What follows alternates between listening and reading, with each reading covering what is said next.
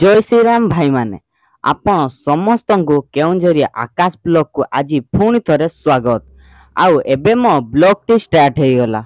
आउ भाई माने आज मु सखाळे ब्लॉग करि पारिली नाही काहे कि ना आम घर पटे हल्का हल्का वर्षा होतला सेति पई मोबाइल को बाहर को तो नहीं हेबो नहीं सेति पई ब्लॉग टी करि पारिली नाही। आउ एबे मु ब्लॉग टी स्टार्ट करूची। आउ मा गुटे कथा जानछो ना कौन मु जेतबेले आम स्कूल रु आसुथिली से स्कूल पाखरे गुटे छकड़े अछि। हाँ आउ सेई छकरे गुटे कम एज रो झियोडे गुटे बाहा आइची होला हाँ हाँ माने छिड़ा आइतले सेठी होला। प्राय मो बयसर हेबो कि मोटो किछि वर्ष बड़ हेबे समान होला तांकर हाँ बाहागर। हाँ 2-4 वर्ष पढ़ेबे। हां सेई बेला बड़ हेबे होला। आउ मु भाउचे कि मते भी बाहागर कर दैथांत हने भाबुतली आउ सेई पे कहउछि आ जदि मते भी जदि बाहागर कर दैथांत एता आउ देखंतु दर्शक बंधु मो पुओ कहूची बा हेबो से पाठ पढ़ी सारिनी से कहूची बा हेबो ताकू किए झियो दबो आपण माने कहंतु हस कथा गुटे सी एतिकी वर्ष हेइची ताकू मात्र 14 वर्ष 14 वर्ष रे सी बा हेबो ताकू किए झियो देबो मु ताकू किंते बाहागर करबी मो मोहरे निया दिया सब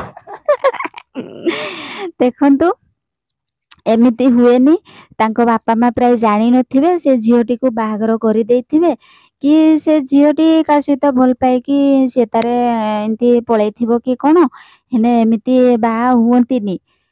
पुओ पिला माने 22 वर्ष आउ झियो पिला मानकर 21 वर्ष नहला पर्यंत बाहागर हुएनी।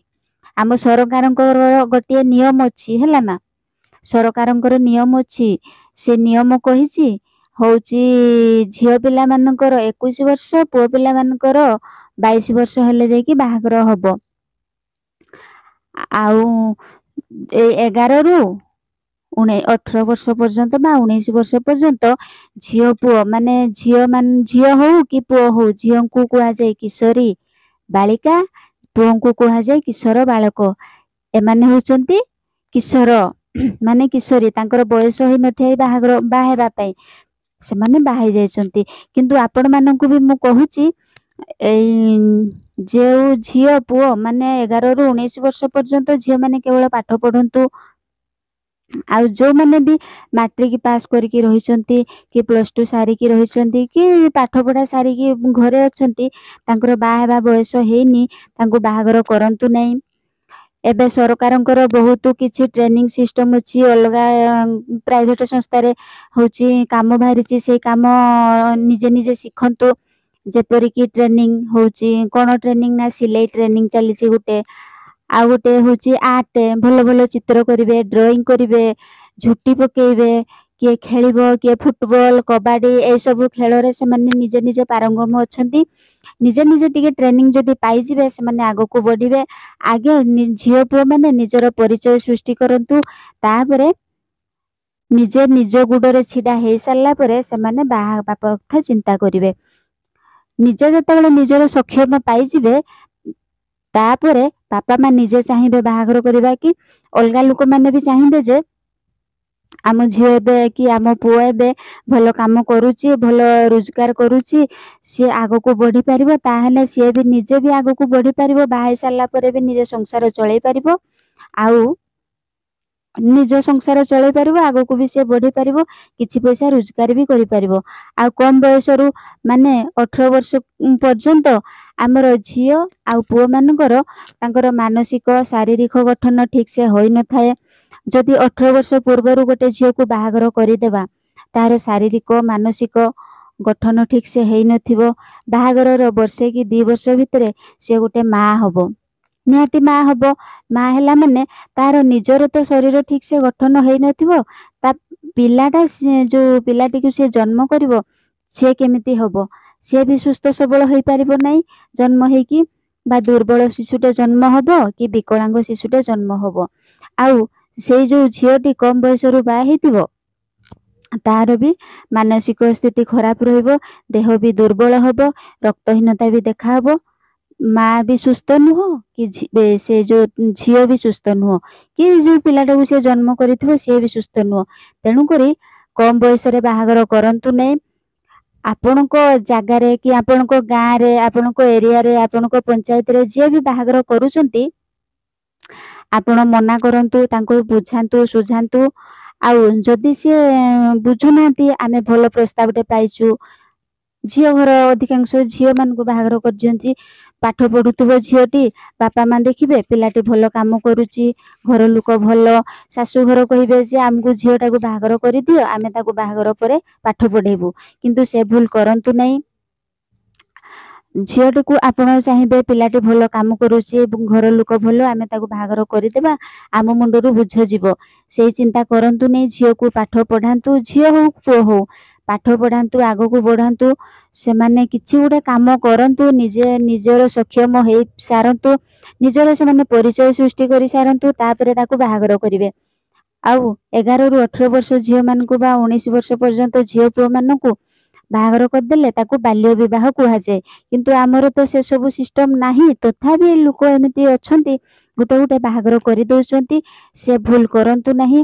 ଯଦି ବି ଯିଏ ହଉଛି ବାହାଘର କରୁଛନ୍ତି, ଆମର ସବୁ ଜାଗାରେ ଲେଖା ହଉଛି, ପଞ୍ଚାୟତରେ, ଅଙ୍ଗନବାଡିରେ, ସ୍କୁଲରେ, ସବୁ ଜାଗାରେ ଚାଇଲ୍ଡ ହେଲ୍ପଲାଇନ ନମ୍ବର ଲେଖା ହଉଛି 1098 ବା 1098। ଏଇ ନମ୍ବରରେ ଆପଣ ସମସ୍ତେ ଫୋନ କରିପାରିବେ। ଫୋନ କରିକି ଚାଇଲ୍ଡ ହେଲ୍ପଲାଇନ ନମ୍ବରକୁ ଜଣେଇ ଦେବେ ଯେ ଏଇ ଜାଗାରେ ବାହାଘର ହଉଛି, ସେମାନେ ତାଙ୍କର ଆସିକି ବୁଝାସୁଝା କରିକି ସୁବିଧା କରିବେ। ସେମାନେ ଝିଅ ପୁଅ ମାନଙ୍କର କଣ ସିଷ୍ଟମ କରାଯିବ। ଆଉ ଆମେ ଚାଇଲ୍ଡ ହେଲ୍ପଲାଇନ ନମ୍ବରକୁ ଫୋନ କଲେ ଆମର କଣ କଣ ସୁବିଧା ମିଳିବ ଆପଣ ମାନେ ଜାଣନ୍ତୁ। ଯଦି ଆପଣଙ୍କ ଗାଁରେ କି ଆପଣଙ୍କ ପଞ୍ଚାୟତରେ କି ଆପଣଙ୍କ ଏରିଆରେ ଯୋଉଠି ବାହାଘର ଠିକ ହଉଛି, ଆପଣ ଦେଖୁଛନ୍ତି ସେ ଝିଅଟିର କି ସେ ପୁଅଟିର ବୟସ ହେଇନି, ତାର ବାହାଘର ଠିକ କରୁଛନ୍ତି, ତାକୁ ବାହାଘର ଦିନ ନୁହଁ, ବାହାଘର ପୂର୍ବରୁ ତାକୁ ଯାଇକି ବୁଝେଇବେ, ତାଙ୍କ ଘର ଲୋକଙ୍କୁ, ସେ ଝିଅ କି ସେ ପୁଅର ବାପା ମାଙ୍କୁ ବୁଝେଇବେ ତାର ବୟସ ହେଇନି, ବାହାଘର କଲେ କଣ କଣ ଅସୁବିଧା ହବ, ସେ ଦୁର୍ବଳ ଅଛି, ଏଇଆ ତାକୁ ବୁଝେଇବେ। ତାର ମାନସିକ, ଶାରୀରିକ, ମାନସିକ ଅଭିବୃଦ୍ଧି ହେଇନି। ତଥାପି ଯଦି ସେମାନେ ବୁଝୁନାହାନ୍ତି, ଆମେ ଚାଇଲ୍ଡ ହେଲ୍ପଲାଇନ ନମ୍ବରକୁ 1098 ବା 1098 କି ଫୋନ କରିକି ଜଣେଇବା। କିନ୍ତୁ ବାହାଘର ପୂର୍ବରୁ, ଯଦି ବାହାଘର ଦିନ ଆମେ ତାକୁ ଜଣେଇବା, ବାହାଘର ଚାଲିଥିବ, ହେଲ୍ପଲାଇନ ବାଲା ପୋଲିସ ଧରିକି ଆସିବେ, ତାହେଲେ ଘର ଲୋକ ରାଗିଯିବେ, ବିରକ୍ତି ହେବେ, କିଏ ଜଣେଇଲା, କଣ ହେଲା, ମାନେ ଝଗଡା ଘାଣ୍ଟି ହବ। ତେଣୁକରି ତାକୁ ଆଗରୁ ଜଣେଇବା। କାହିଁକି ନା ହଉଛି ସେ ବାହାଘରର ଆୟୋଜନ କରିଥିବ, ତାଙ୍କ ଖର୍ଚ୍ଚ ବାର୍ଚ୍ଚ ହେଇଥିବ। ଆମେ ଯଦି ସେଇ ସମୟରେ ଆସିକି ଜଣେଇଦେବା, ସିଏ ଆସିବେ ଝିଅକୁ ପୁଅକୁ ଅଲଗା କରିଦେବେ, ତାହେଲେ ସିଏ ବି ଖର୍ଚ୍ଚାନ୍ତର ପଡିବେ ନା। ତେଣୁକରି ଆଗୁଆ ଆମେ ତାକୁ ସତର୍କ କରିବା। ସିଏ ଯଦି ନ ବୁଝିଲା, ତାହେଲେ ହଉଛି ଚାଇଲ୍ଡ ହେଲ୍ପଲାଇନ ନମ୍ବରକୁ ଫୋନ କରିକି ଜଣେଇବା, ନା ଏଇଠି ହଉଛି। ଆଉ ଆପଣ ମାନେ ବି ଜାଣୁଛନ୍ତି, ଯାହାର ଛୋଟ ଛୋଟ ଛୁଆ ଅଛନ୍ତି, ତାର ବାପା ନାହିଁ କି ବାପା ଚାଲି ଯାଉଛି, ମା ଚାଲି ଯାଉଛି, ଛୋଟ ଛୁଆ କି 18 ବର୍ଷରୁ କମ ଝିଅ ପୁଅ ଅଛନ୍ତି, ବାପା ମା ନାହାନ୍ତି, ତାହେଲେ ତାଙ୍କର ଭରଣ ପୋଷଣ କରିବା ପାଇଁ ତାଙ୍କର ଆଉ କେହି ନାହାନ୍ତି, ଜେଜେବାପା ଜେଜେମା କି ହଉଛି କାକା ଖୁଡି କେହି ନାହାନ୍ତି, ତାହେଲେ ବି ଆପଣ ମାନେ ଚାଇଲ୍ଡ ହେଲ୍ପଲାଇନ ନମ୍ବରକୁ ଫୋନ କରିକି ଜଣେଇବେ, ଏଇଠି 2ଟା ଛୁଆ ଅଛନ୍ତି, ତାଙ୍କର ବୟସ ହେଇନି, ପାଠ ପଢିବାର ଖର୍ଚ୍ଚ ସେମାନେ ଉଠେଇ ପାରୁନାହାନ୍ତି, କଣ କରିବେ। ତାହେଲେ ସେମାନେ ବି ଆସିକି ତାଙ୍କ ପାଇଁ ସୁବିଧା କରିବେ, ବା ସେଠୁ ନେଇକି ସେମାନେ ତାଙ୍କର ହେଲ୍ପଲାଇନ ନମ୍ବର ଅଫିସ କି ତାଙ୍କର କୋଉଠି ଥିବ, ଯୋଉଠି ଥିବ ସେଇଠି ସେମାନେ ରଖିକି ସରକାରଙ୍କ ତରଫରୁ ସବୁ ସୁବିଧା ସେମାନେ ପାଇପାରିବେ।